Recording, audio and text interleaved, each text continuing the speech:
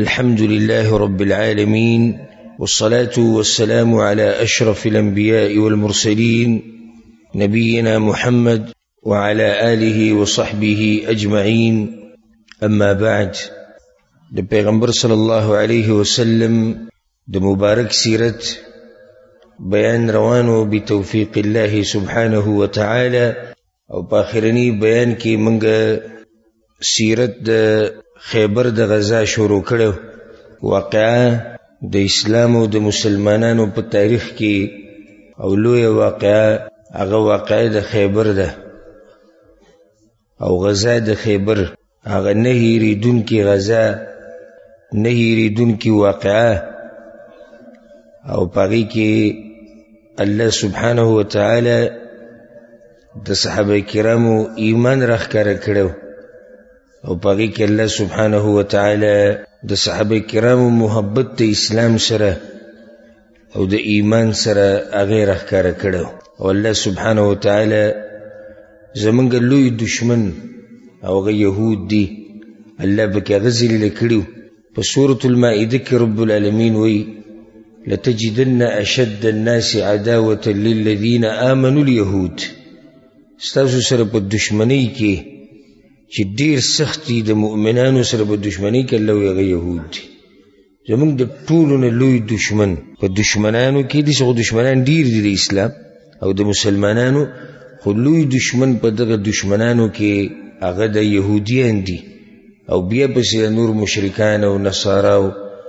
دغه بی مسلمه یا دغه بی اسلامه او دغه بی مذهب خلق او دغه بی دین خلق چې دغوی څه دین نشتی، څه مذهبی نشتی، بیا د ټول د اسلام په دشمنی کې یو دي. ټول اتفاق دی د اسلام په خلاف او د مسلمانانو په خلاف.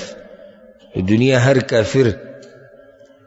هغه د بل کافر سره اتفاق په دې کوي چې موږ د مسلمانانو خلاف یو. خو مشکل دلته دی، چې مسلمان د مسلمان سره اتفاق نه کوي په دې چې موږ به د کافر په مقابله کې یو. نه، امت چې دی هغه په فرقو کې تقسیم شوی دی، په تنظیمونو، په مذهبونو، په ډلو کې تقسیم شوی دی، په شیخ پرستی کې تقسیم شوی دی، په پیر پرستی کې تقسیم شوی دی، په ملک پرستی کې تقسیم شوی دی. امت د ځمکې عبادت پکې کیږي، د قوم بندگی پکې کیږي، د جبې بندگی پکې کیږي. که پښتون دی زمونږ ملګری، که پښتون نه دی دا نه دی، که زمونږ د خاندان دی صحیح ده، دا ښه سړی دی، که زمونږ د خاندان نه زمونږ سره نه لګي. که عجمی دی دا زمونږ ملګری دی، که عربی دی زمونږ ملګری نه دی. عرب وی که دا عربی دی یو ډېر ښه مسلمان دی، که عجمی دی یو زمونږ سره نه لګي. او بیا داسې ځای نو امت ټول تقسیم شوی دی او اتفاق پکې نه راځي. وجه د اتفاق د نه راتلو هغه دا ده، اصل او بنیادی خبره په کومه باندې چې اتفاق راځي هغه د امت پرېښودې ده. هغه کومه لاره ده؟ لاره د قرآن او د حدیث. دغه یو لار باندې اتفاق راځي، او هغه لار چې ده نو هغه مسلمانانو پرېښودې ده او په نورو لارو روان شوي دي. رب العالمین دی د مسلمانانو په حال باندې رحم وکړي، او الله سبحانه وتعالی د اسلام او د مسلمانانو دشمنان نیسي او نابود کړي، او رب العالمین دی مسلمانانو ته عزتونه ورکړي. او الله سبحانه وتعالی دی څوک چې د هغوی سره ظلم او زیاتې کوي او څوک د هغوی دین خرابول غواړي، نو الله دی په دنیا او په آخرت په دواړو کې الله وشرموي. غزوة خیبر، د خیبر د غزا مې الله په دې کې زمونږ لوی دشمن ذلیله کړو، او هغه څوک و؟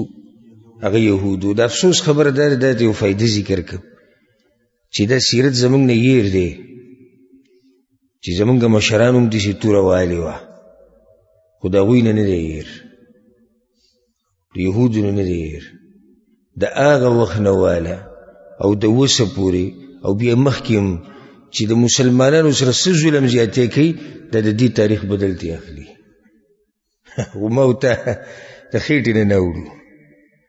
اوس د خېټې غم دی، خېټه ده، بچي دي، ویزه ده، مزدوري ده، کور جوړول غواړي لکه ځمکه او پټۍ اغسته واړي، بس د دې غم راغستی و. او ځکه یو یهودي په یو ځای کې بورډ اوچت کړی و، ما په خپله لیدلی په ویډیو کې، او په هغې لپاسې په عربۍ کې لیکلي وي مسلمانانو خیبر ستاسو اخرنۍ موقع وه. مطلب دوی ته د خیبر تاریخ یاد دی، تاسو چې زموږ پلار نیکونو سره ویسه کړي وو دغه اخرنۍ خبره وه، بس د هغې نه بعد د سره بیا موږ کوو. نو د یهود چې زمونږ کومه دشمني وباسي د دې تاریخ دشمني وباسي. یو لوی تاریخ پروت دی د مسلمانانو، او افسوس خبره دا ده چې دغه تاریخ موږ ته نه یاد. دا یاد دي جوی د انډیا د پلانې ډم چې دی دا اصل د پاکستان دی، او دا جی اصل د پیښور دی، او دا جی اصل چې دی د پلار نیکه د هغه ځای که لږ د نور پرېښو نو کېدای شي دا وایي چې اصلا دی زموږ د ترور زوی دی. دغه ځای ته یې هم رسوي، ورب الکعبه چې رسوي دا زموږ د ترور زوی دی، خو بیا زموږ نه خفه شو لاړ یو انډیا کې هلته فلمونو کې کار شروع کړو. دې پورې مسلمانان خطي دي چې اوس دغه ډمان د دوی تاریخ یاد کړي او ځان سره وتړي. خلک وایي الله په کور کې ورته چې داسې انسان پیدا شي چې هغه شرموي نو وایي الله د ده نه مې خلاص کړي. عزت یې راله خراب کو، دین یې زموږ خراب کو. موږ لګیا یو هغه پردی جاخې هغه ځان پورې تړو. شکر وباسي چې الله دې خلاص کړی ته بیا رالېږي، کله وایي د اصلا د هغه ځای دی او کله وایي اصلا د دې ځای دی. د پلانې ډم نه دی وایي او سی چللی وله سړی چې دی به وایي چې دا د دین نه لرې خلک دي، دا ډمان دي، دا سپک او ذلیله خلک دي. وایي دی په اصل کې پښتن دی. نو ته څه ثابتې د دې نه د پښتنو عزت ثابتې؟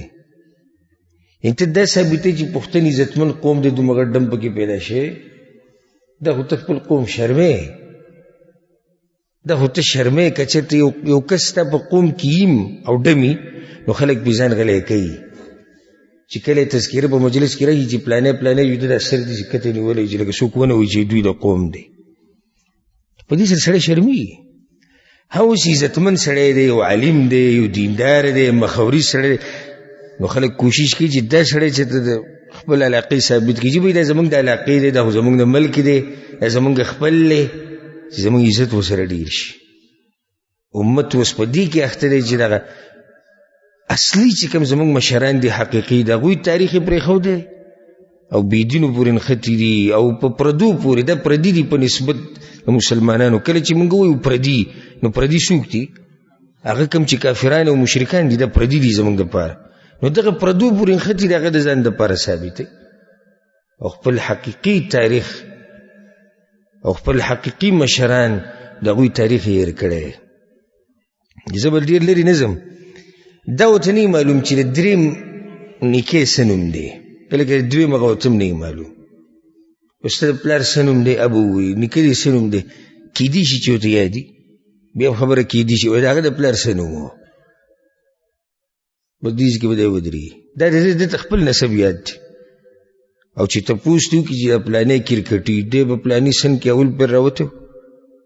او د بیا دومره گیم کړی په پلاني ملک کې د دې ټیم خلاف ډېر ټیټ میچ کړی، د هغې نه بعد بیا دی مشهور شو او بیا د دا چلې کو بیا ټول تاریخ به راوایلي او د خپل نیکه نوم ورته نه دی معلوم. سره افسوس خبره ده. نو د خپل تاریخ یاد کوي. دا زموږ حقیقي تاریخ ته صحیح تاریخ دا دی. دا کوم سیرت چې موږ بیانو د پیغمبر صلی الله علیه وسلم او د صحابه کرام دا زموږ مشران دي ټول. دا د دوی تاریخ دی او دا زموږ دپاره فخر دی. داسې مشران دي زموږ دا مشران دي. الله سبحانه وتعالی د دغه مشرانو سره زموږ ملاقات په جنت الفردوس کې وکړي او الله سبحانه وتعالی د دې مشرانو په نقش قدم موږ روان کړي. د خیبر د غزا تفصیل روانو، ما دا طریقه دا خبره بیان کړې وه چې په څه طریقه باندې پیغمبر صلی الله علیه وسلم دلې خیبر ته ورننوتو او بیا د خیبر د قلاګانو تفصیل ما بیان کړی و. دا ډېر اهم دی د قلاګانو د تفصیل. او دا خبر ما ذکر کړی چې خیبر په 2 حصو کې تقسیم دی. په اولنۍ حصه کې 15 قلاګانې دي او په دویمه حصه کې 3 قلاګانې، دا غټې قلاګانې دي اته، او بیا په دې اولنۍ حصه کې 2 حصې دي. یو منطقه ده چې علاقه د هغې ته النطا ویلی کېږي، او دویمه علاقه د هغې ته الشق ویلی کېږي. په دې اولنۍ علاقه کې نطا چې کومه ده، په دې کې 3 قلاګانې دي غټې غټې، او په دې دویمه کې بیا 2 قلاګانې دي. مسلمانان په کومه قلا کې لګي؟ او موږ چې سیرت بیانو په اولنۍ قلا کې چې هغې ته حصن ناعم ویلی کېږي، او دا ټول نه غټه قلا وه، د ټولو نه غټه قلا په قلاګانو کې د یهودو هغه دا وه. بیا موږ دلته دا خبره بیان کړې وه چې مرحب یهودي چې کوم مشر و هغه راوتی او په هغه موقع باندې د هغه سره مقابله کې یو مسلمان شهید شوی، څه نوم ده؟ عامر بن الاکوع رضی الله عنه، د سلمه بن الاکوع تره، او بل مسلمان محمود بن مسلمه چې په هغه باندې د لپاسې نه د جرندې هغه پل راغوځار کړی او په هغې شهید کړی، او بیا د هغه مقابلې ته علي بن ابي طالب رضی الله عنه وتی، چې الله سبحانه وتعالی بیا د علي رضی الله عنه په لاس باندې دغه لوی یهودی او دغه خبیث مردار کړی چې د هغه نوم مرحب. په دغه ځای باندې موږ خبره ودرولې وه. کله چې مرحب مردار شو، نو بیا د هغه رور راووتو یاسر، او دا ټوله قصه ګورې د ناعم د قلا په خوا کې روانه ده، ټول جنګل ته دی. دی چې کله راووتو نو چغې وویله، من یبارز، څوک به زما سره مقابله وکړي؟ د مرحب د رور و یاسر وی څوک به زموږ سره مقابله وکړي؟ نو الزبیر بن العوام رضی الله عنه راووت. الزبیر بن العوام رضی الله عنه دا په هغه لسو کسانو کې دی چې په دنیا کې ورته د جنت زیری شوی، او د دې سیرت موږ مکمل بیان کړی دی ځان له، نو هغه واورئ د ډېر تفصیل دپاره. او دا یو ډېر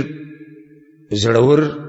او ډېر بادر مجاهد انسان او ډېر غیرتي انسان، الزبیر بن العوام رضی الله عنه. نو کله چې دی راووتو نو مورې د مور صفیه رضی الله عنها د پیغمبر صلی الله علیه وسلم ترور ده، د پلار خورې ده. دی چې کله راووتو یاسر ته یې وویل زه به سره مقابله وکړم،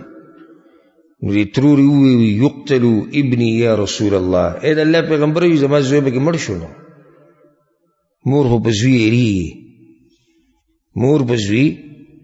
یېرېږي، که زوی هر څومره تکړی هر څومره زوروري. نو دې په زړه کې یېره وه چې دومره غټ قهرمان او دومره لوی د هغوی جنګیالی چې هغه نوم یاسر و، دی به د هغه سره مقابله کوي، بس دی پکې مړ شو. پیغمبر صلی الله علیه وسلم ورته وی بل ابنک یقتله ان شاء الله، ستا دا زوی به یې مرداري، ته ورته ګوره که الله وغواړي، هغه به ستا زوی نه شهید کوي، ستا دا زوی به د یاسر مرداري. نو الله سبحانه وتعالی په زبیر بن العوام رضی الله عنه زورور کو او یاسر مردار کو د قلا په خوا کې. په دغه وخت کې یو بله ناشنا قصه وه. مسلمانانو د صف نه یو سړی راووتو او ډېر تیز جنګ یې وکړو، ډېر زورور جنګ یې وکړو د کافرانو سره او د یهودو سره. نو صحابه کرامو تعجب وکړو چې دا سړی ډېر زورور سړی دی، دا خو ډېر ناشنا شجاعت او بادري په ده کې پرته ده. نو پیغمبر صلی الله علیه وسلم وی انه من اهل النار، دا سړی د تاسو چینی دی چې ډېر تکړه دی او ډېر زورور دی او ډېر په ښه طریقه باندې د کافران دی وجني، دا سړی په اصل کې جهنمي دی. په صحیح بخاري صحیح مسلم کې دا حدیث ته بیا یو فایده بیانوم. دا ابو هريره رضی الله عنه روایت ته پیغمبر صلی الله علیه وسلم په باره کې هغه وایي چې موږ د هغه سره تللي خیبر ته. وی پیغمبر صلی الله علیه وسلم د یو سړي په باره کې وایي چې هغه د مسلمانانو ملګری و، هذا من اهل النار، دا سړی جهنمي دی. وی فلما حضر القتال قاتل الرجل اشد القتال، او چې کله د جنګ وخت راغی هم د دې ناعم قلا په خوا کې، نو د ټولو نه سخت جنګ هغه دې سړي کړی، حتی کثرت به الجراحه، بدن یې ټول زخمي شو. دومره زخمی شو د بدن چې د نور د خوځېدو نه و، بس په یو ځای باندې را پرېوت هلته پروت. نو داسې چل وکړو په دغه ټیم کې فبینما هو علی ذلک، او د زخمونو هغه تکلیف ډیر شو، فاهوى بيده الى كنانته، نو د سره چې کوم غشي و غیر واغستو، دا غینه یو راغستو، فنحر بها نفسه، نو هغه دغه چې راغستو غشي هغه په خپل مری کې ومنډو او ځان یې مړ کړو، ځکه چې نور تکلیف نشو برداشت کولی. مسلمانانو چغې کړې، یو بل ته ووی او ورسېدو پیغمبر صلی الله علیه وسلم پسې وی یا رسول الله صدق الله حدیثک، د الله پیغمبر وی الله خو ستا خبر رښتینې کړه، قد انتحر فلان فقتل نفسه، او پلاني خو ځان ووجو ځان یې مړ کړو. بیا پیغمبر صلی الله علیه وسلم بلال ته وی یا بلال قم فأذن، بلال پاس او اعلانك اعلان، انه لا يدخل الجنة الا مؤمن، یاد ساتي چې ګوره مؤمن علاوه بل سړی جنت ته دننه نشي تللی، وان الله ليؤيد هذا الدين بالرجل الفاجر، او کله کله الله په یو فاجر او فاسق سړي باندې د دین مرسته کوي. په دې کې معمولی شان وقفه او لک سوچ، زه غواړم چې ستاسو سوچ زما طرف ته دا ډېره اهمه خبره ده. دو خبرې یاد ساتئ، او دواړه ډېرې د یېرې او د سوچ او د فکر خبرې دي. یوه، چېرته به په دې نه دوکه کېږي چې زه مونځ اودس کوم او زما ګیره ده او زه جدیسي او زه دیسي نه. حدیث کې دا راځي، پیغمبر صلی الله علیه وسلم وی وَإِنَّ الرَّجُلَ لَيَعْمَلُ بِعَمَلِ أَهْلِ الْجَنَّةِ، یو سړی لګي د جنتیانو هغه اعمال کوي، په کومو کارونو باندې سړی جنت ته ځي د دغه کارونه کوي او کوي تر دې چې د او د جنت په منځ کې یو غز یا یو لیش یا د یو پیزار امره فاصله پاتې شي، دومره د جنت ته ورسي، एकदम د جهنميانو کارو کې الله مخه جهنم ته کې جهنم ته گزار کی. او یو سړی لګي د جهنميانو کارونه کوي جهنم ته بالکل نږدې شي، بس د اخري وخت کې داسې څه عملو کې د جنتیانو الله ته راضي شي جنت ته بوسي. دا سړی ګوره د پیغمبر صلی الله علیه وسلم سره دی، د مسلمانانو په صف کې دی، د یهودو خلاف جنگیږي، انجام دی په جهنم کې دی. ته به ما ته خپل پنځه مونځونه یادوې چې زه مونځ کوم، که نه دا به ما ته وایي چې زه درس کې کښېنم. بعض وایي ښه یو، ډېر ښه یو، دا تزکیه مو کې الله ولا فلا تزکو انفسکم، الله د خپلو ځانونو صفت مه کوئ چې منګه او منګه. هو اعلم بمن اتقى، الله ښه پوهېږي په هغه چا باندې چې په حقیقت کې د الله نه یېرېږي، او الله تعالی ته انجام هم معلوم دی. الله ته پته چې دا سړی په آخري وخت کې په څه مري، نو همیشه د الله نه یېرېږئ او د آخرې خاتمې سوچ کوئ. فی الحال چې ته څنګه دې ته مه ګوره، خو سوچ دا کوه چې ته د مرګ په وخت کې څنګه یې، ځکه چې اعتبار کم عمل لدی، آخرنی عمل لدی، او اعتبار هغه ژوند لره دی کوم چې آخرنی ژوند دی. اوس یو سړی د شپېتو کاله عمر دی او په دې شوق کې په دې خوشحاله دی، وایي ځوانۍ کې چې موږ د الله بندګي کړې ده، موږ په ځوانۍ کې څه چل کړی، د الله بندګي کړې ده. نه وروړه، اعتبار د آخرني ژوند لدی، په آخري ژوند کې دې څه کړي دي. ځکه به د دین د مشرانو چې څومره به د عمر ډېرېدو دومره به دینداري ډېرېده، کمېده به نه ډېرېده به. وجه دا و چې هغو ته پته و چې اعتبار دې ژوند لدی، په کوم چې زه مرم په آخره کې. که خیال م کړی کله چې د اسونو او د اوښانو مقابلې منډه وی، نو د آخري د پټې سره هر یو زور ورکړي، کومه پټه چې لګېدلي چې په دې څوک واوړي او ده وګټل، دې چې کې دا ټول سم زور ورکړي، ځکه چې د پته ده چې فیصله په دې پټه کیږي. په دې پټه چې څوک واورېدو د دې لپاره انعام دی، چې څوک مخکې واورېدو د دې نوم به کېږي. هغه حساب ورسره نه کېږي د کوم ځای نه چې هغه لوبه سټارټ شوې وه چې ته څنګه را روان وي او ته خو ډېر تیز را روان وي او تا خو سم ټوپونه ووهل په آس باندې او اس تا ډېر تکړه و. دغه تپوس یو کس هم نه کوي، خو تپوس دا کوي چې په دې پټه ته سویم نمبر اورېدلی. د یو مثال دی د وضاحت لپاره. دغه شان د ژوند دی، دغه شان زما استاد ژوند دی. په دې سوچ کې مه پرېږدئ چې ما کړي دي پرېږده، د الله سره یې پرېږده، خو دا سوچ وکړه چې ته به مرې په څه باندې، ستا اخرنی انجام به څه وي. ته به په آخري وخت کې مسلمان یې که نه؟ په آخري وخت کې به ستا دا عقیده د توحید دا یي که نه؟ په آخري وخت کې به ستا په الله باندې ایمان مضبوط یي او که نه؟ د مرګ په وخت کې به د کلمه نصیب شي او که نه؟ په جومات کې به مرې، که په سجده به مرې، که په خپل کټ کې به مرې، که څوک به دې وجني، که نه په یو ګناه کې به لګیا مړه به شې، هېڅ پته نه لګي. دا سړی ظاهره کې خو ډېر اوچت سړی دی. صحابه کرامو تعجب وکړو که نه؟ ما تاسو ته ووایي روایت کې راځي صحابه کرامو یو بل ته وایي که دی دا دی چې صحابه کرام د یو سړي باندې تعجب وکړي، دا به هم څوک ګورې، ځکه چې هلته صحابه کرام هم څوک دي چې په معمولي سړي خو تعجب نه کوي. چې هغوی یې په تعجب کې واچول، نو ده به هم څه جنګ کړی، ده به هم څه کوشش کړی، خو آخرنی انجام جهنم ته لاړ. وإن الله ليؤيد هذا الدين بالرجل الفاجر. او کله کله الله د دې دین مرسته د یو فاجر انسان په لاس وموکي. دا ډېر د یېرې خبره ده. اوس ما ته استاسو پته نشته، الله عالم، که سړی ځان ته ډېر په اوچت نظر ګوري. موږ کله کله خپله دا سوچ کوو، ورب الکعبه. اکثر ملګري راشي ما ته داود ډېر ښه روان دی او پلاني ځای کې داود داسې شو، پلاني ځای کې داسې شو. نو ما ته خپل ځای معلوم دی چې زه د ګناهونو ګوډی یم. نو بیا دا سوچ وکړم چې د دې حدیث کې را نه شو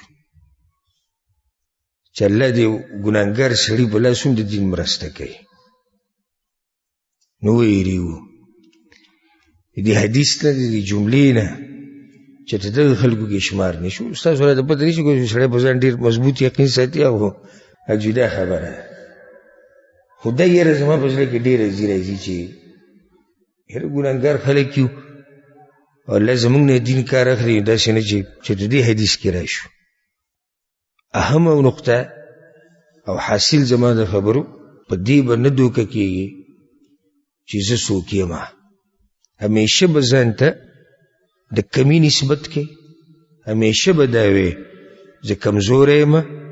ګناهګار یم، خپل کمی به مني، خپل نقصان به مني. او ما تاسو ته یو طریقه ذکر کړې وه چې دا د سلفو نه رانقل شوې ده چې مشر ته ګوري نو څه به وی؟ زما نه ښه دی نیکیانې به یې ډېرې کړي، او چې کشر ته ګوري زما نه ښه دی ګناهونه به یې لږ کړي. دا به نه وي چې زه ښه یم، هېڅ پته نه لګي د اخرې خاتمې چې انسان په څه باندې مري. دې سړي ته اوس وګوره. یو دا واقعه په هغه وخت کې ډېره ناشنا راپېښه شوې وه. د دې ناعم قلعه په خوا کې بیا ډېر تیز جنګ شروع شو، او په صحیح بخاري کې دا روایت دی، امام بخاري رحمه الله راوړی، یزید بن ابي عبید نه وایي چې رأیت اثر ضربة فی ساق سلمة رضی الله عنه. دی وایي چې ما یو پیر د سلمة رضی الله عنه دا پنډۍ ولیده، نو په هغې کې د تورې ګزار داسې پروت و. په توره باندې چې سړی ولګي دا زخم چې برابر وشي داسې جوره نښه پکې پرته وي. نو د هغه په دې پنډۍ کې دا نښه پرته وه، دا جوره نښه. وی ما ورته چې یا ابا مسلم، د سلمة ته مې وي ما هذه الضربه، ابو مسلم دا د څه شي ګزار دی؟ وی هغه راته وایي چې هذه ضربة اصابتها یوم خیبر. دا د خیبر په جنګ کې لګېدلی و زما دا خپه. دغه نعیم قلعه سره ډېر زبردست او ډېر سخت جنګ شوی، نو په هغه جنګ کې زما د خپه هم لګېدلی وه. فقال الناس اصیب سلمة، یو خلکو چغې کړې چې یاره سلمة رضی الله عنه ولګېدو. فأتي بي رسول الله صلی الله علیه وسلم، نو خلکو زره وستم د پیغمبر صلی الله علیه وسلم خواته فنفث فيه 3 نفثات پیغمبر صلی الله علیه وسلم 3 پیری پای کې چوفو کلاړي پکې ټوکړي فمشتکیتها حتى الساعه د دې وخت پورې زما په دې خپل باندې چې د تکلیف نه راغلی دلیل دی په دې باندې چې دغه ذکر ډیر سخت جنگ شوی دی دې لپاره مې د حدیث توسطو هر کله چې د مرحب مړ شو او د ضرور نو يهودو ته پته ولګېده چې وس خبره ورانېدو ولده نو هغوی خپل پوره کوشش شروع کړو چې بیا ورته پته ولګېده چې یاره زموږ اوس نه بر کېږي په دې مسلمانانو باندې نو دوی د دې قلا نه ټول وتښتېدو او په خوا کې یو بله قلا وه چې هغې ته ویلی کېږي حصن الصعب صعب د دې قلا نوم صعب دی هغه ناعم دی دا صعب نو دوی د دې قلا نه وتښتېدو هغه بلې قلا ته چې څنګه دوی وتښتېدو مسلمانانو دغه قلا فتح کړه کومه چې اولنۍ قلا ده اولنۍ قلا او د ټول نه زیات وخت په دې قلا کې لګېدلی تاسو ته ما تېر شوي درس کې دا ووایي چې په 10 ورځ خو پیغمبر صلی الله علیه وسلم جنډه چا له ورکړه علي بن ابي طالب له ورکړه په 10 ورځ په دغې نه بعد پکې دا واقعیت راغلي دي او الله سبحانه وتعالی هغه قلا هغه مسلمانانو له ورکړه او مسلمانانو فتح کړه بیا د دې نه بعد بله قلا راځي چې هغې ته ویلی کېږي حصن الصعب بن معاذ دا د قلا نوم دی الصعب بن معاذ حصن الصعب په طاقت کې او په زور کې او په سخوالي کې د 2 نمبر قلا ده د ناعم د قلا نه بعد هغه دا ده يهود را وتښتېدو د ناعم نه او دې ته ورننوتو نو پیغمبر صلی الله علیه وسلم دلته حصار وکړو غیر چاپېره مسلمانان د دې قلا نه راتاو شو او پیغمبر صلی الله علیه وسلم جنډه چې کله دې قلا ته ورغی نو جنډه یې ورکړه حباب ابن المنذر رضی الله عنه الحباب ابن المنذر مسلمانانو 3 ورځې دلته حصار کړو 3 ورځې غیر چاپېره دوی د دې قلا نه ولاړو او مشر چې جنډه وسره وه هغه حباب ابن المنذر رضی الله عنه په دغه ورځو کې مسلمانانو باندې ډېره لوږه راغلې وه وږي شوي وو ځان سره چې څه وړي وو هغه به څومره چې کېده ویې خوړه نو بیا به مسلمانانو باندې لوږه راله او ډېره زیاته لوږه پرې راله نو د هغوی سره خره چې کوم راوستي وو ځان سره هغه خرې حلال کړو او ورونه یې بل کړو او دغه غوښې کټوو ته واچولې دیګونه یې باندې کړو کله چې پیغمبر صلی الله علیه وسلم ته پته ولګېده چې خلکو خره حلال کړي دي او دې ته ویل کېږي حمر الانس کورني خره یو ځنګلي خري یو کورنی کې څه فرق ځنګلي خر حلال دی د بل مردار دی او که خیال هم کړی ځنګلي خر چې هغه برګي زیبرا ورته انګلیش کې وایي د بل خر خو ټولې پیژني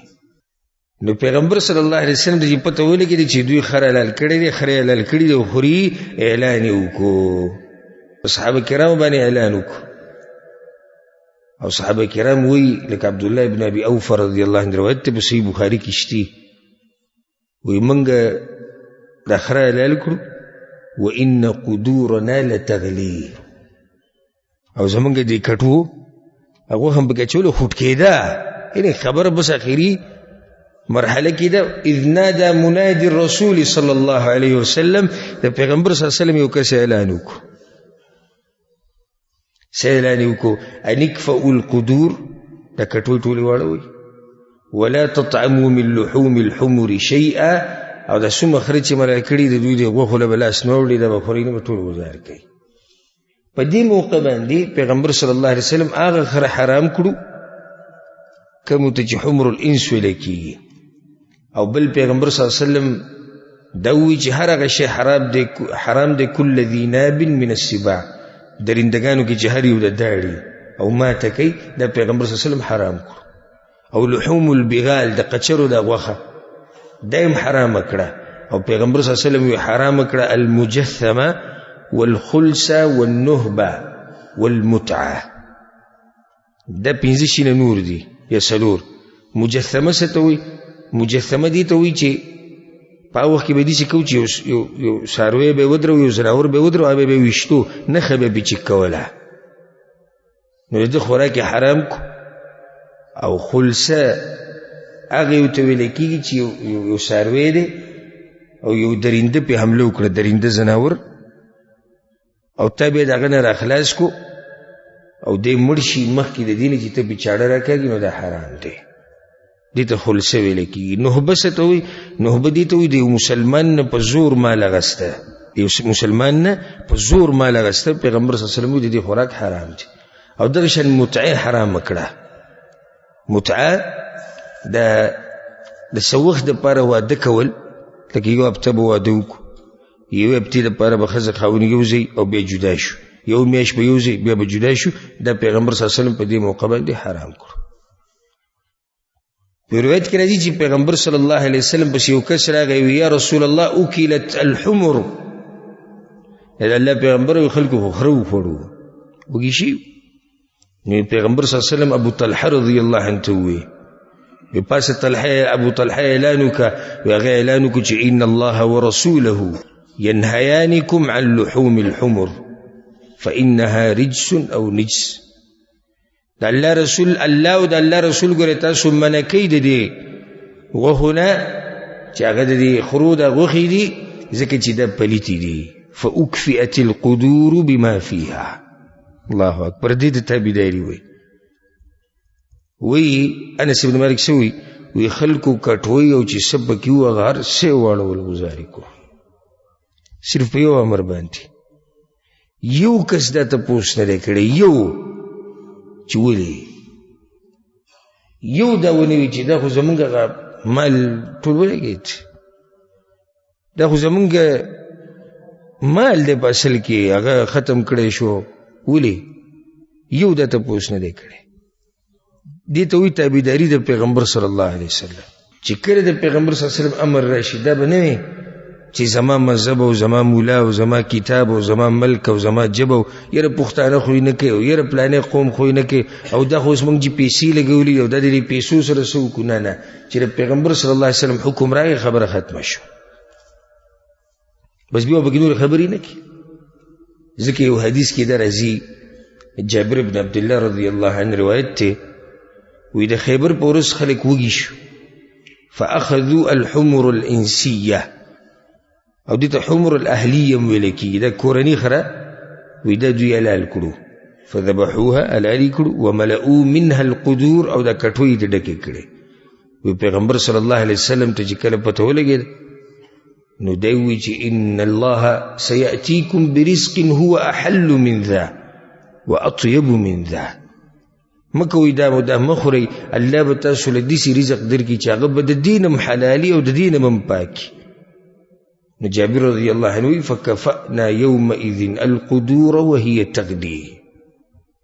وی منګه دا کټوي او دیګونه ټول واړول او خټ کېده دا غوښه په آخري مرحله کې و،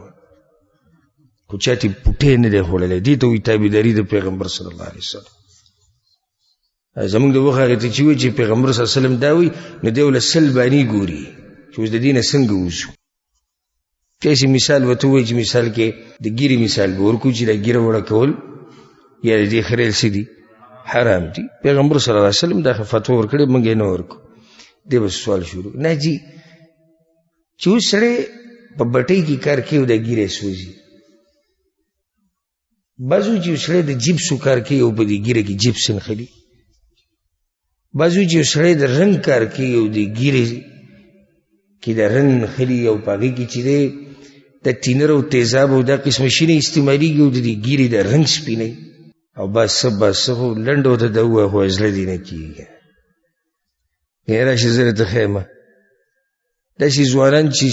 ګیرې په سینه پرته وي له منډه نه پوره سینې ترې ډکې شوي، د جیپسو کارونکی، د رنګو کارونکی، د بټۍ کارونکی، هر کار کوي او ښه غټه ګیرې دا سینې هم ټیم دی دا سینې ترې ډکې شوي، هېڅ مشکل ورته نه. خو دې صفه ووایه چې زړه مې ورته نه کېږي، او دې صفه ووایه چې بس نشم یې منلی. نو اوس داسې کله څه بانې ګوري، کله یوه کله بعض وایي دې کې جدا دانې راخېږي. دلته چې د کوم دا ګیر والا ناست دا غټې غټې ګیرې دوی نه به تپوس وکړي کومې ودانې راخېږي دي، دا جي خارښ پرې راځي، وایي خارښ پرې راځي. د سر په دې خو چې ته خارښ رالګی چې کټای کې هغې له خو تیل راغواړي د یو ملک نه او د بل ملک نه چې دا کوم ولیدلي چې دا راوخیږي. هغه الله چې کوم لېږولي دي د هغې د راخېجولو کوشش کوي او الله چې کوم راخېجوي په هغې پورې نښته یې لرې کوي. ما ومنلی وی چې ستا په دې ږیره کې دانې راخېږي که ستا په سر کې دانې راختلی او ما ته لیدلی وی مخ دې سر دې هم داسې صفا وی لکه څنګه چې د مخ صفا دی نو ما ومنلی وی چې یاره د په دې سرمن کې څه دانې راخېږي نو ځکه یې نه د سر ویښته شتي او نه ږیره شته او نه برید شته. خو مشکل دا دی چې برید یې برابر دی او د سر ویښته برابر دی او دانې صرف په ږیره کې راخېږي او یا دقه ځای ګرېږي بس او یا په دقه ځای خارخ راځي. دا ټولې بانې دي. انما كان قول المؤمنین الله وی مؤمنانو ته چې کله ویلی شي چې دا حکم د الله دی او دا حکم د رسول الله صلی الله علیه وسلم دی نو د هغوی وینا صحیح سمعنا واطعنا موږ واورېده او موږ پې څه کوو موږ پې عمل کوو خبره ختمه شوه. ښه دا ستاسو دا پلاني معامله چې ده دا سودي ده دا مه کوه دی به راشي نه که بالفرض دی ما پسې راشي او غریب وي او که ده پسې ورشي او که دی لاړ شي او که یو سړی د انګریزانو په ملک کې او که یو سړی 2 کاله بعد بیا ختموي او که یو سړی کال بعد ختموي لکه څه کیسه دې جوړه کړې ده خو سود دی پرېږده دی اوس دې حکم ته تیار نه دی چې زه د شریعت ته حکم ومنم نو دی کله یو باندې جوړي کله بله. بعض خبرې زه بیانوم ملګري وي ډېرې سپینې دي وي خو څه کوو نو زموږ خو دلته ذمواري دغه دی چې دین به بیانو واضحه خبره به کوو. په موږ کې هر سړی دا وایي چې هر سړی په شریعت مین دی مسلمان یو د په شریعت نه مینده کېدی نه شي. د بعضو ناره دا ده زموږ په ملک کې داسې خلک شتي دا نارې لګولي دي او لګوي او د بعض به چغې وایي یا شریعت او یا شهادت یا شریعت یا شهادت به دې سره سیټ ته کوي ماما زوی هغه خویندو له دې عیسی ورکړې ده که نه جایداد کې مړه وي ته په نورو پورې ونښتې تا خو څه ګړې وړې شروع کړي وي موږ د شریعت خبره کوو نورې دغه شریعت نه دی. ګوره تا دغه هم راغستی د یو نیموي پلاني ملکې شریعت او پلاني ملکې شریعت زه منم چې مسلمان به د شریعت سوچ او فکر ساتي حکومه او ته د شریعت په خپلو کورونو کې نافظ کو نو د دقه شان په یو علاقه کې به نافظ شي بیا به په پوره ملک کې نافظ شي که څوک یې د باندې نافظوي او که نه نافظوي خو چې زما او ستا 10 میټره کور کې شریعت نشته په 20 میټره کور کې شریعت نشته او بیا چغه د شریعت نو زمونږ شریعت خوښ دی خو د چا دپاره د بل دپاره د ګاونډي دپاره هم شریعت خوښ دی د خپلوانو دپاره خو موږ پرېږده موږ ته څه مه وایه موږ مه چېړه نه شروع به ته د ځان نه کې ته شریعت نافظ که په کور کې په ځان باندې په خپلوانو باندې بیا ګوره که نه شریعت راځي که نه راځي نو چې کله ورته ووایي چې خور لږ څه ورکه به د رنګ بدل شي او چې کله دا مسله نه نو دی به په بیټک کې ناشي یاره وایي زه ارشم د دې دین نه څه خوږ دین دی دا که خوږ دین مسلو ته بیانه کوي بیا الله د منافقانو یو حقیقت بیان کړی په قرآن کې او موږ تفسیر په درس کې چې دی نه د هغې وضاحت کړی دې منافقانو به د پیغمبر صلی الله علیه وسلم په مجلس کې ډډې لګولي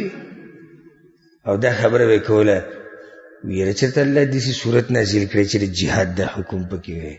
دا خو نور مسلمانان هغو ته د زړونو څه پته نه هغوی به وي سبحان الله لکه دوی د ایمان ته وګوره ارمان د داسې صورت کوي چې به یې کې څه وی په هغې کې امر د جهاد وی دوی خپلو کې داسې ناست یاره وی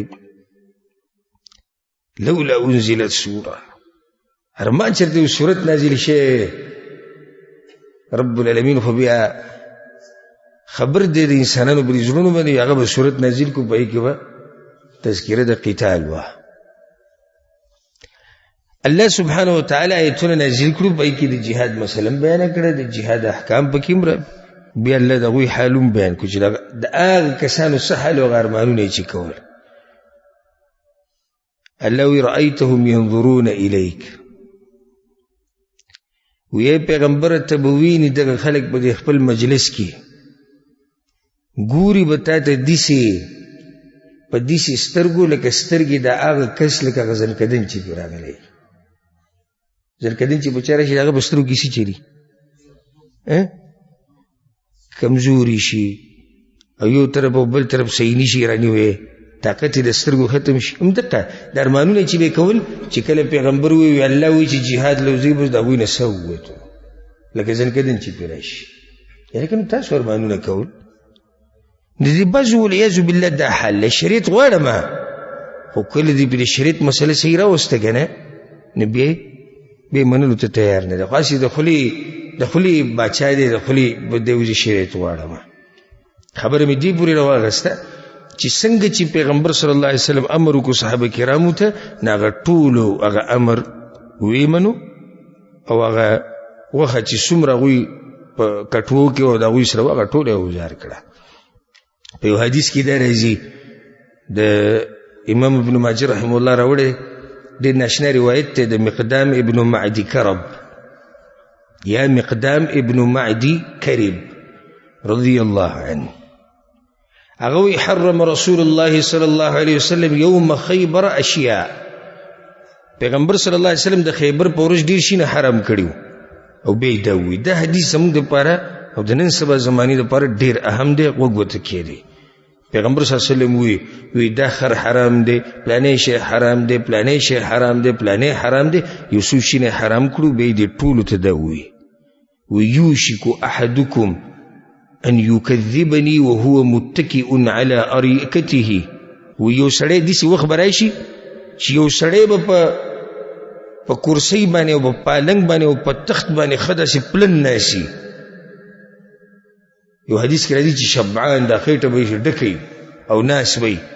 او خلکو ته به څه وي بیننا و بینکم کتاب الله زمونږ استازو فیصلې به په څه کېږي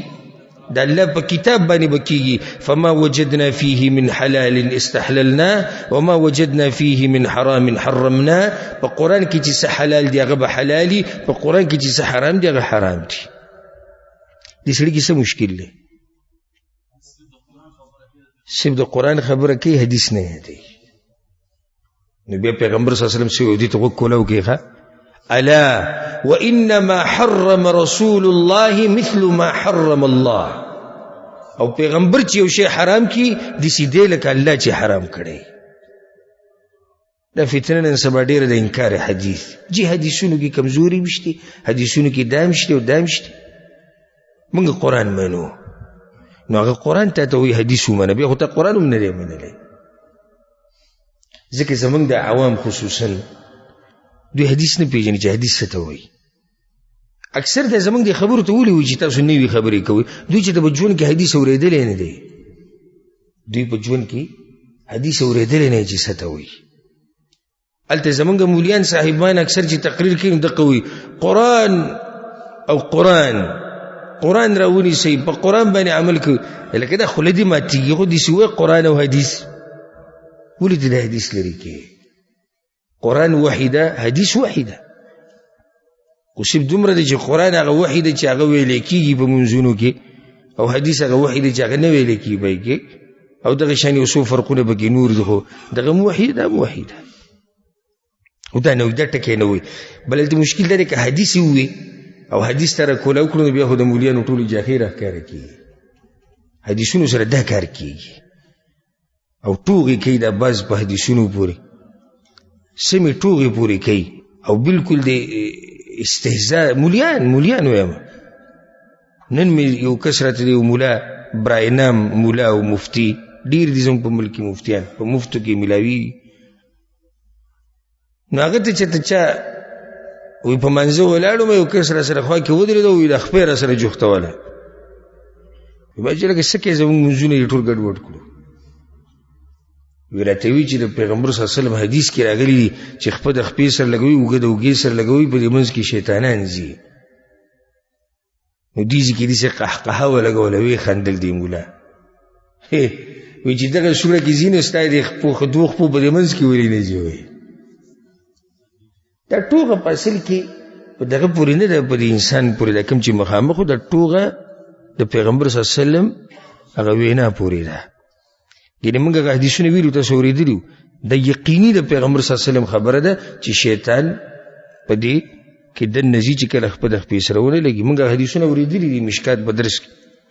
یقیني او دا مولا بوري خان دي چې مولا د حدیث سره دا حال دی نو دا به سهل ځکه یو تقریر کې یو وی شیطان ته چې پینځه غيو کې شپږ وی شیطان چې پینځه انډه چولې وي که سلور انډه چولې د هرې انډي جدا نومو وي دا غيوي انډي نومو حدیث وی دا غینه د اهل حدیث پیدا شي یو سره حدیث ته په دې نظر ګوري چې به پوری استهزاء کوي او ټوغه کوي او بیا وي موږ منکرین حدیث نه منکرین حدیث خکر خوري او دغه نه حدیث نه مانی چې تاسو د حدیث خو له مورزي حدیث تاسو نشي پوي دی بس موږ قرآن وایو قرآن ته دې مکمل نه پریدي کنه قرآن ته دې پریدي قرآن ته دې نه پریدي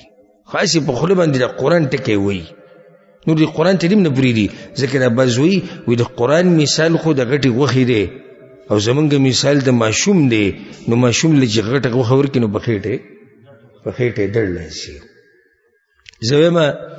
اس دل نه راځي خداغه چې بخېټه دړ لاسي چې باقي څه چلی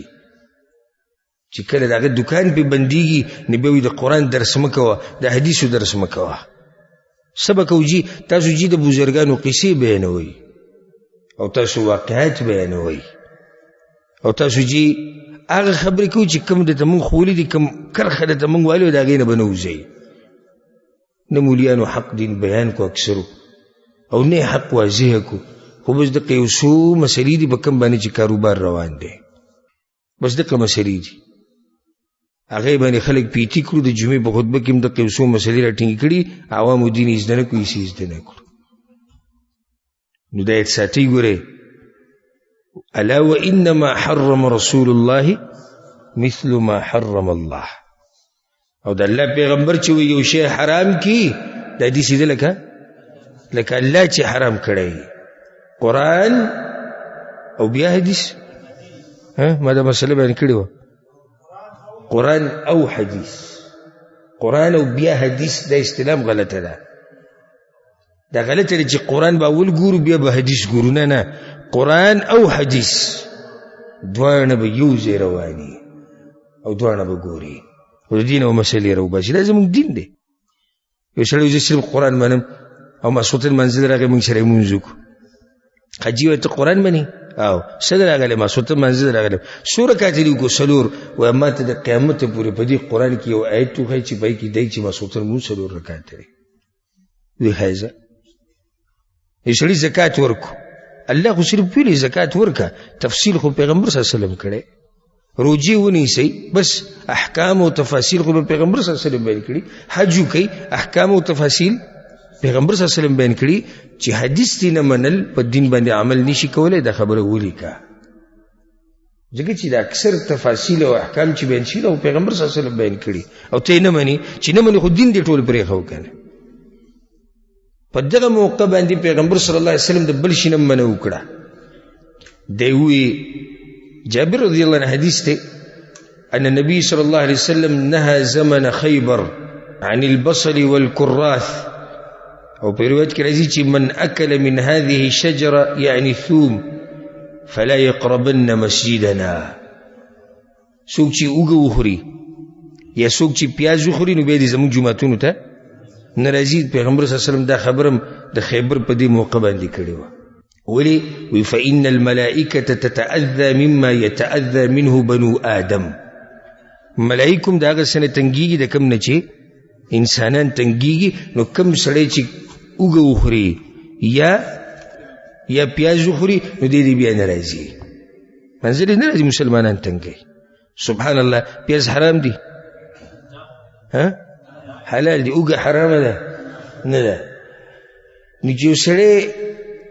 د خلینې د سیګریټ وبینځي او د نسوارو بنتیزي او بل نشي کړي او د رجستا خوا کې ودري د دې مسله نه تنګي اهم من باب اولاش چې حلال شي پیغمبر صلی الله علیه وسلم یادی چې د دې خور به جمعه ته مرز خلک دنم تنګي ملائک دنم تنګي هما به دې منځ کې د بس دي دي تاسو رومانځي کې خوا کې ودري او به د خلی اسمان ته او دا اډرقي بچي پوکي وګړي کې چې د کور کې ډرکې چې کور کې د بوکي د خلې نه وباسي دلته اسخابین جوړ کړي بس بنشي ډرکې داسې ډرکې به وچی ټول جمعات به وخوځي او ځکه په دې موقع باندې یو نصیحت ټولو ملګرو ته هغه دا دی د یو نیم سړی په دې جومات کې پرنجې کوي سم شي غرب ته وباسي ادب او احترام کوي د جومات د جومات ادب او احترام د خیال هم کړی که نه والله یو نیم سړی پرنجې کوي زه حیران یم چې دا دومره غټ اواز راووتو څنګه د دې پوزې او خولې نه څومره غرب وکړي لکه یو شی چې راولید چې وګورئ دا پرنجې کړی ادب کوي د الله د کور د الله د کور احترام کوي یا یو نیم به ټوخی کوي سم به سټارټ شي هر څه به د باندې ګډوډ کړي د جومات خپل آداب دي خپل اصول دي یعنې زه درته رښتیا ماله به رښتیا جواب راکړه خپل ځان لی ورکړه که چېرته د یو غټ سړي په مجلس کې کښېناستې نو دې صاحب پرنجې به هلته واچوې هلته به دې صاحب پرنجې وکړي څوک نه یې کوي ځکه چې دا مشران چې دوی خفه کېږي د دوی وي ځان له مزاج دی نو چې د هغوی دومره احترام کوي الله به کور کې تېرېږي دغه شی د یو نیم به پوزې سوڼئ ټیشو به راوالي نو دومره شور به شروع کړي ته به چې یالله د دې کوي څه اخر ادب او احترام د الله د کورونو چې راځي ښه صفا سوتره چې بین دننه نه ځي ځکه پیغمبر صلی الله علیه وسلم وایي چې چا اوږه وخوړه یا چا پیاز وخوړو یا داسې بل بوټی لکه مولی شوه مولی هم داسې ده چې بیا انسان د خولې نه بین ځي او سړی بې تنګېږي بیا د جومات ته نه راځي دغه شان لباس په صفا ساتي خفاک لباس باچې ښکلې خوشبو لګوه چې جومات ته راځي الله سره ملاقات کې الله ته ودرېږي نو صفا ودرېږي دا په دغه موقع باندې پیغمبر صلی الله علیه وسلم د حدیثونه بیان کړي بیا د هغې نه بعد یو بله واقعه پکې راغلې وه امام احمد بن حنبل رحمه الله دا روایت راوړی دی د ابوالیسر کعب بن عمرو رضی الله عنه هغه وایي چې موږ د پیغمبر صلی الله علیه وسلم سره د خیبر په دې غزا کې اذ اقبلت غنم لرجل من يهود تريد حصنهم ونحن محاصرون یو غټ کنډک د بیزو رای او دغه قلعه ته ورننوتو دا کومه قلعه چې مونږ محاصره کړې ده او غیر چاپیرې ته ولاړ یو کنډک روان دی پیغمبر صلی الله علیه وسلم چې من رجل یطعمنا من هذه الغنم ته دې کنډک نه به موږ له څوک څه خوراک رانه وړي ابوالیسر وایي ما ورته چې انا یا رسول الله نو بس زه ووتم پیغمبر صلی الله علیه وسلم زما دپاره دعا مو غوښته فادرکت الغنم په دغه کنډک کې ورننوتم او د هغې د دې کنډک د اولنۍ سر وي له منډه د قلعه ته ورننوته بس نږدې و چې دا کنډک ننوتو خو دغه ننوتو په دې وخت کې به زه ورننوتم او چې څنګه دې کنډک کې ورننوتم په ما باندې هغوی پوه شوي نه دي خو دوه ګړي یا دوه بیزې مې ته په دې ترخ کې راونیوې او راووتم ترې او په داسې طریقه مې رانیولې وي چې چا ته پته هم نه لګېده چې ده ځان سره راغستې دي او دا هم ښه زور غواړي نن سبا د ایمانونو زور هم کمزوری دی او د بدنونو زور هم کمزوری دی یو بیزه یو ګډ چې زمونه ګډ وډ شي ټول کیله بیزې منډې وایي یو وایي د هغه ځای راونیسي او بل وایي د دې ځای راونیسي نو د هغوی د بدنونو زور هم ډېر او د هغوی د ایمانونو زور هم ډېر اوس ته دوه ګړي یا دوه بیزې یا دوه ګډان په ترخ کې داسې رانیسي او رالي خو دا هم څه زور دی که نه وایي ما ته دوه راواغېستو او رالو کله پیغمبر صلی الله علیه وسلم خواته راورسېدم یا هغه امر وکړو هغه ما لایق هغه مو وخوړه نو څه ګزاره مو وشو عبدالله بن مغفل رضی الله عنه یو خبره کوي عبدالله بن مغفل المزني رضی الله عنه دا ډېر اوچت صحابي دی وایي موږ د خیبر دغه قلعه محاصره کړې وه وایي ما وکتو یو انسان ولاړ دی خو دا کس ماته نه ښکارېدو واضح راته نه ښکارېدو فرمى انسان بجراب فيه شحم ویو کس سره داسې لوښی غونته کې و شحم جراب هغه لوښي ته ویل کېږي چې د څرمنې نه جوړ شوی وړوکی غونته کېږي د څرمنې نه جوړي ویو کس سره داسې لوښی او دا لوښی یې داسې غوزار کړو او په دې لوښي کې دننه چربي و چربي نور پکې څه نه و چربي پکې پرته وه هغه یې داسې غوزار کړه وایي ما ټوپ کړو چې روایله به لوږم په هغو ډېره شوې وه بل دی په دې سوچ کې چې دې کې به دننه څه اوبه یې خورو اوبه یې څکو وی ما داسې ټوپ و او راغسته مې دغه فالتفتو وی چې داسې مې وکتو بیا دې کس ته یې مې وکتو که نه خو داسې غوزار کړی ده ور ټوپ کړو نو داسې پکې وکتو چې دا سړی څوک دی فالتفتو فاذا هو النبي صلی الله علیه وسلم وی هغه پیغمبر صلی الله علیه وسلم فاستحییت منه حیا راله یو بس بیا غلی ودرېدم او په روایت کې راځي چې فإذا رسول الله صلی الله علیه وسلم مبتسما وي چې موږ کتنو پیغمبر صلی الله علیه وسلم ماته وکړو مسکی شو بیا وی پیغمبر صلی الله علیه وسلم دعا وغوښته. حدیث کې دا راځي چې بنو سهم قبیله والا رالو په پیغمبر صلی الله علیه وسلم پسې وی والله یا رسول الله په الله دې زمون قسمی اې د الله پیغمبره لقد جهدنا وما بأيدينا من شيء ستړي شوي یو وږي شوي یو تږي شوي یو سره سره نشته ډېر ورځې وشوې ډېر وخت وشو وی پیغمبر صلی الله علیه وسلم دعا وغوښته چې اللهم انك قد عرفت حاله یله ته د دوی حال ښه پیژنې وأن ليست بهم قوة وستاقت دوی سره نشتی سیزان سره راوړي نه وأن ليس بيدي شيء أعطيهم إياه أو يلا زما بلاس كم سنشتي جزدوي لوركم فافتح عليهم أعظم حصونها عنهم غناء وأكثرها طعاما وودكا نو يلا داقلا لكم تجي من ولادو دا فتح كي زمان بلاس ماني ويلا من تكولاوكا أو دا يهودو بدي قلاغانو كي دا يو قلانا دا دا طول نزيات حسن الصعب دي تولكي دا طول نزيات خوراك اغوی دلتا ذخیره کړو دا طول نزيات خوراك دلتا وبدا دي دعانا بعد الله سبحانه وتعالى دا مسلمانانو بلاس بني قلا فتح کړه ځکه سیرت کې راځي وما بخيبر حسن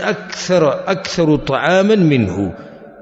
د خیبر په علاقه کې یو دي چې قلا نه و چې پای کې د دومره خوراک لکه څومره خوراک چې پدې کې و نو خوراک وتم ډیر ملاو شو په دې قلا کې يهود ته وتښتېدو مسلمانان پې ورلو نا قلا د دوی په لاس کې شو دنه چې بګې څومره خوراک ټول مسلمانان راواغوست او دویم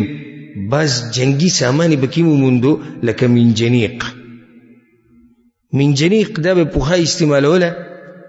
او د دې سې آله ده چې دې کې به ګټه کېښوده غټه او به چې ور پرېښودو نو هغه کاڼې ګټه هغه به دشمن باندې ایسي ورغې دې ته به منجنیق وي دا منجنیق دې ته په عربي کې منجنیق وي نو مسلمانانو په دیزی کې په دې قلا کې د منجنیق د امرواغستو کله چې مسلمانانو دا قلا فتح کړه چې هغې ته څه ویل کېږي الصعب حسن الصعب دا قلا فتح کړه نو یهود د دیزی نه واوړېدو بلې قلا ته چې هغې ته ویل کېږي قلعة الزبیر دا درېیمه قلا ده او دا قلا ډېره مضبوطه ده لکه د دې د آبادي مضبوطه وه بس دې قلا کې غټه خبره دا و چې آبادي ول ډیره مضبوطه جوړه کړې و او دویمه خبره دا و د قلا د غرب په سر کې و او چېرته کې تاسو دې بیانونه بعد خیبر ته چکر ولګوئ اول ته څوک ملګری د سره یي چې هغه ته د تاریخ ښه معلوم وي د ځایونه درته ښویم شي دا قلا چې هغې ته قلعة الزبیر وي دا ډېره مضبوطه وه او دویمه دا چې دا د غرب په سر کې وه نو پیغمبر صلی الله علیه وسلم دا محاصره کړه او دلته یې 3 ورځې تېرې کړي دي یو یهودی راغی د هغه نوم غزال ډېر هوښیار و خو هغه د ځان یېرې راغسته و چې کله مسلمانانو 3 قلا